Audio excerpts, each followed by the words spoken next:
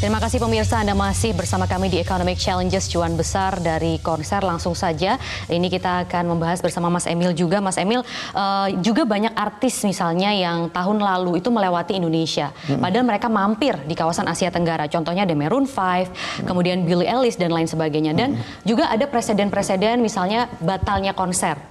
Lady Gaga tahun 2012, kemudian Avenged Sevenfold juga tahun 2012. Ternyata Chris Brown pun sudah batal 3 kali di Indonesia. Nah, ke depannya nih Mas, apa sih yang harus dibenahi, apa yang dibutuhkan oleh para promotor supaya kita bisa menyelenggarakan event-event berskala mancanegara seperti ini, dan juga supaya Indonesia ini bisa dilirik, bisa menjadi pemain utama di kawasan Asia Tenggara?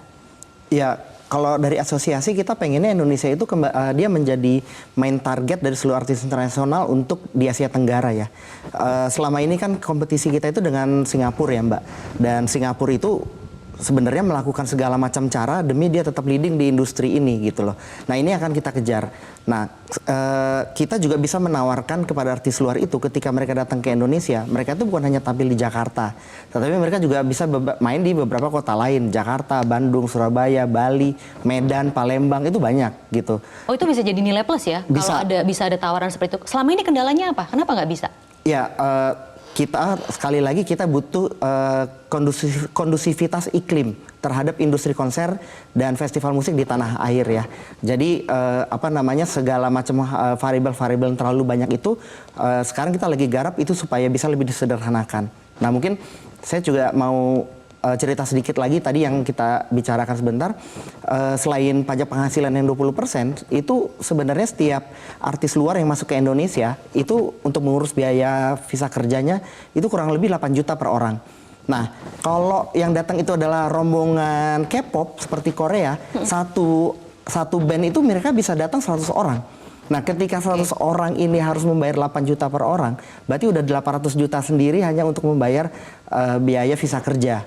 Gitu. Baik. Nah, ini sih yang kita harapkan, dan kita dari Asosiasi Promotor Musik Indonesia bersama-sama dengan pemerintah dan seluruh stakeholder lainnya memastikan bahwa ini semua bisa, benang kusut ini bisa kita urai, dan target jangka pendeknya adalah kita tidak ingin ada satupun lagi event itu yang gagal terlaksana dan menjadi contoh atau presiden buruk terhadap event-event berikutnya. Betul. Gitu. Karena kita juga pernah punya kita juga pernah punya cerita buruk tentang ketika Lady Gaga batal akibat ada penolakan ormas ya. Nah, gitu. Nah, ini kan juga agak bunyi nih di Coldplay gitu ya. Coldplay ini juga ada agak bunyi lagi. Sebenarnya agak bunyi juga gitulah. Nah, itu yang kita harapkan supaya kita bisa memilah-milah antara industri kreatif dengan paham ideologi apa dan lain-lainnya itu. Oke, gitu. apa yang bisa dilakukan oleh pemerintah Mbak untuk membuat masyarakat itu memahami bahwa ini industri kreatif sehingga tidak menimbulkan persepsi buruk begitu kepada artis-artis yang hendak manggung misalnya ke Indonesia? Mbak Putri bagaimana melihatnya? Ya, pertama mungkin kita pengennya ada dukungan struktural dulu ya yang benar-benar pemerintah implementasikan untuk menyambut industri kreatif kita yang sedang bangkit pada sekarang ini.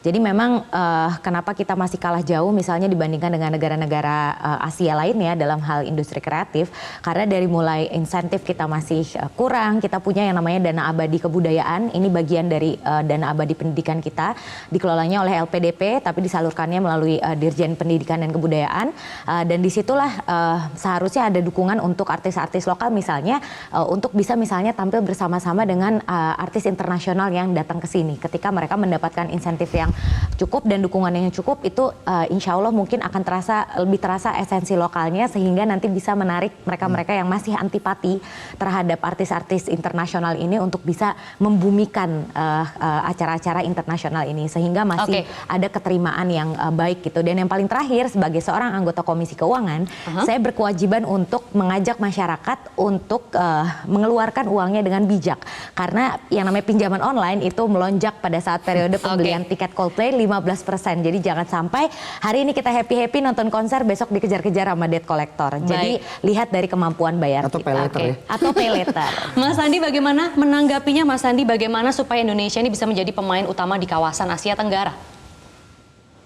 Sepakat juga sih sama Mbak Putri, kalau kita nggak mampu jangan kita memaksakan diri, apalagi nanti jadi korban debt collector ya. Jadi kita sesuaikan dengan kemampuan. Kalau nggak bisa nonton Coldplay, kita bisa nonton Coldflow. Ini sekarang ada di mana-mana, konser-konser musik di Indonesia juga terjangkau harganya.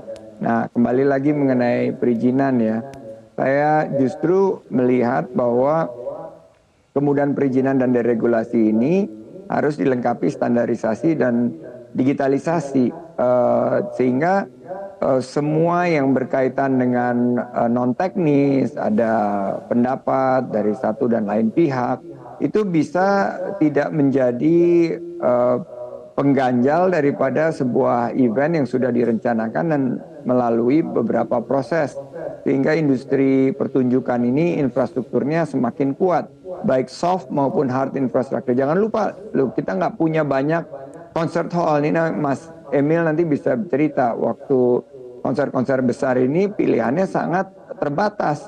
Nah, ini juga kita harus tingkatkan infrastruktur untuk acara-acara event besar ini, dan peningkatan kualitas SDM nih.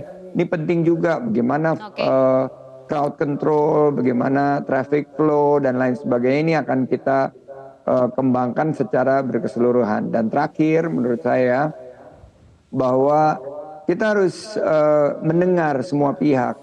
Kita jangan sampai terjebak kepada sebuah diskusi yang akhirnya memecah belah kita. Jika ada pendapat dari sebagian orang, dan saya juga mengalami ini pada saat konser-konser sebelumnya, saya mendengar masukannya. Dan kita memilah-milah mana yang betul-betul harus kita pastikan masukan itu kita bisa implementasikan, ataupun ini bisa kita mitigasikan. Nah, oleh karena ini itu, untuk menjamin keamanan dari para artis ya, Mas Andi? Ya, tentunya kalau kita sudah memiliki batasan-batasannya, kita akan sangat mudah. Karena kalau misalnya sudah ada batasan-batasannya dan kita bisa memberikan informasi itu kepada para artis yang akan datang, maka kita akan pastikan konser-konser tersebut insya Allah akan berjalan lancar dan akan menggerakkan ekonomi dan membuka lapangan kerja. Baik, Menparekraf Sandiaga Salahuddin Uno, terima kasih sudah bergabung di Economic Challenges. Salam sehat, Mas Sandi. Terima kasih. Selamat malam, Mbak Putri, Mas Emil, dan Mas Haryadi.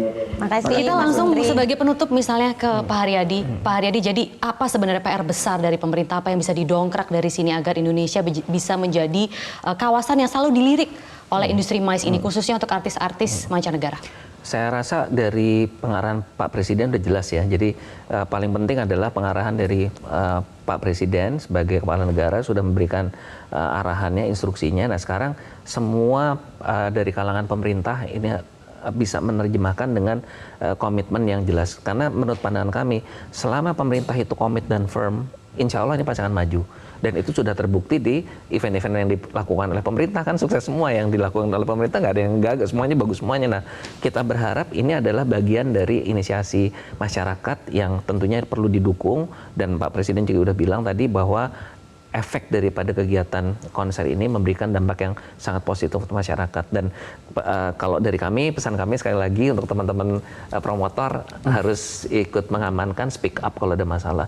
Kalau kita diam saja dengan kondisi yang ada, ya dianggapnya semua aman-aman aja gitu. Dan kami merasa berkepentingan karena sebagai gabungan industri pariwisata Indonesia punya kepentingan, kami tuh punya target pengen mengalahkan Thailand, Mbak. Thailand tuh 40 juta wisatawan. Ini kita dengan dukungan dari teman-teman seperti dari asosiasi promotor ini tentu akan bisa membantu. Bisa kita tidak sebenarnya kita mengalahkan Thailand? Bisa sekali, sangat mungkin, sangat. Dan itu udah kita melakukan studi ya, kajian bahwa kita sangat mungkin. Hanya sekarang kita mau melakukan mengeksekusi dengan benar atau tidak, dan punya komitmen bersama atau tidak.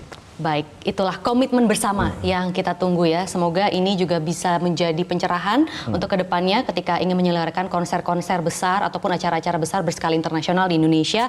Terima kasih. Di sini ada Emil Mahyudin, Sekjen Asosiasi Promotor Musik Indonesia, kemudian Pak Haryadi Sukamdhani, Ketua Umum Perhimpunan Hotel dan Restoran Indonesia atau PHRI, dan juga ada Mbak Putri Anita Komarudin, anggota Komisi 11 DPR RI. Terima kasih sudah berbagi Terima kasih, informasi Mbak Maria. di Economic Challenges. Pemirsa, seperti yang tadi sudah kita bahas, Indonesia sebenarnya adalah pasar yang gurih untuk industri ekonomi kreatif seperti konser dan seni pertunjukan lain. Ada banyak multiplier effect dari setiap event yang Indonesia bisa dapatkan, seperti keuntungan ekonomi dan kampanye positif Indonesia di mata dunia internasional. Karena itu sudah seharusnya negeri ini terus berbenah agar tidak menjadi penonton saja. Saya Maria Liziasni bersama seluruh kru yang bertugas mengucapkan terima kasih atas perhatian Anda. Nantikan episode Economic Challenges selanjutnya hanya di Metro TV. Selamat malam, sampai jumpa.